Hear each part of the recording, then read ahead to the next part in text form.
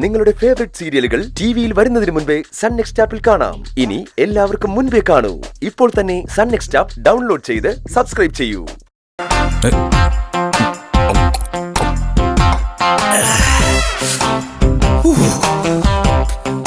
എന്റെ പൊന്നു സൂര്യ, മദ്യപിക്കുന്ന ഒരാള് മദ്യപിക്കാൻ നമ്മുടെ മുമ്പിൽ ഇരിക്കുമ്പോ മദ്യപിക്കാനുള്ളൊരു സുഖമുണ്ടല്ലോ, അത് ഗംഭീരമാണ്.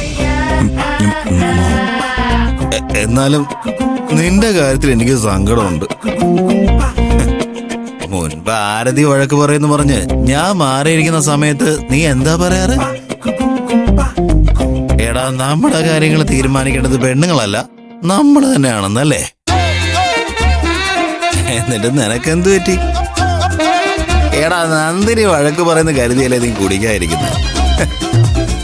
ഇതാ പറയുന്ന, നമ്മൾ പറയുന്ന കാര്യങ്ങൾ പിന്നെ ഒരിക്കലും പാമ്പായിട്ട് അത് നമ്മളെ തന്നെ കൊത്തുവന്ന്. ആരെ നിന്നോട് കുടിക്കരുതെന്നല്ലേ പറഞ്ഞോളൂ? നീ കുടിച്ച ഒപ്പം കുടിക്കുന്നു പറഞ്ഞോ? എടാ, ഇത് ഒപ്പം കുടിക്കുന്നു തന്നെ വാശി പിടിച്ചിരിക്കുക. മാത്രമല്ല, അയാൾ കുപ്പി എടുക്കുന്ന സ്റ്റൈലും സംസാര രീതിയൊക്കെ വെച്ച് നോക്കിയാ ഇനി കുടിച്ച അയാളും കുടിക്കും, ഉറപ്പാ.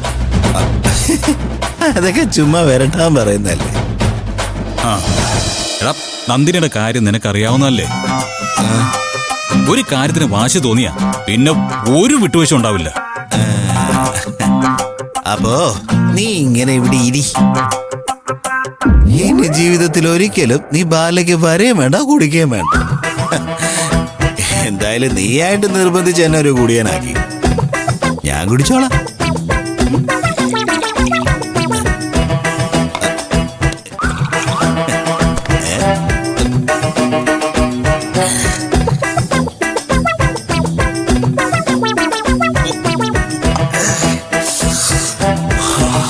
ഉള്ള കാര്യം പറയാലോ, മറ്റൊരു ദിവസം ഇല്ലാത്ത നല്ലൊരു ടേസ്റ്റ് ഇതിന്. ഒരു തുള്ളി അകത്ത് ചെല്ലുമ്പോ മറ്റാരോ വയറ്റിനുള്ളിൽ കിടന്ന് കൊണ്ടുപോവാന്ന് പറയും പോലെ. ചുമ്മാ ഹരിയടാ, മനുഷ്യനെ വെറുതെ പ്രൊവോക്കല്ലേ? ഐ ആം നോട്ട് പ്രൊവോക്കിംഗ് മാൻ. ഞാനൊരു സത്യം പറഞ്ഞതേ ഉള്ളൂ. സത്യം പറഞ്ഞാൽ നിന്റെ കൂടെ കള്ളു കുടിക്കുന്നോണ്ട് എനിക്ക് നഷ്ടം മാത്രമേ ഉള്ളൂ.